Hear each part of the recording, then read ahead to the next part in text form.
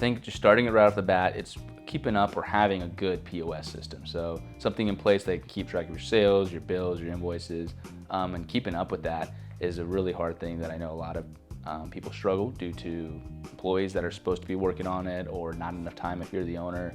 But there are a lot of good services that make it pretty simple to handle and manage your inventory a little better. So having a good point of sale system, I think, is one of the most difficult parts, and keeping up with it.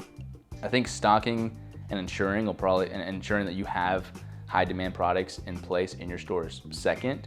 But if you have an accurate inventory, you can always watch those items in your system and making sure you know what's low, what's high, when the season's coming, when to place your orders, and so forth. So keeping up with that has also been a challenge from what I've heard from business owners and people who run these liquor stores.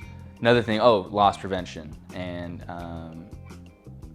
any theft, keeping up with what's your losses at the end of the month and reflecting what inventory has been stolen, what's been lost, what's been damaged.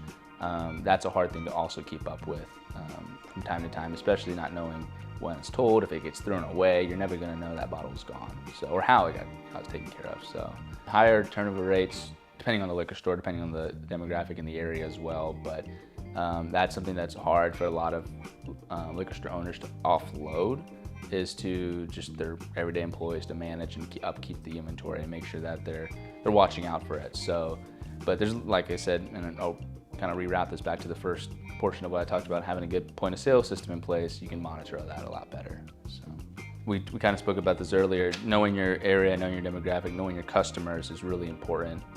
And I think that's actually probably one of the, I would say easier, but less challenging things that a lot of liquor stores understand immediately, is they understand their customer basics. They see who's coming in, what they buy, and that'll help. And but having a good inventory level and making sure you have a correct inventory makes it a lot easier to know that when she does come in, you have 8 bottles for her, at least 8 bottles for her. So I definitely have seen the owners that are very, I wouldn't say old-fashioned, but they're saturated in this market. They know what to order, they keep it that way, they keep those levels steady, and they attract just as many customers because they have exactly what they need at all times. So it's that you go, you have everything kind of shop. So, but I think for less experienced liquor store, newer liquor store owners that are getting into this business may not understand that as well. So going down the route of learning your market is definitely a great thing to do, but if all else fails, it's always so good just to have a wide variety always.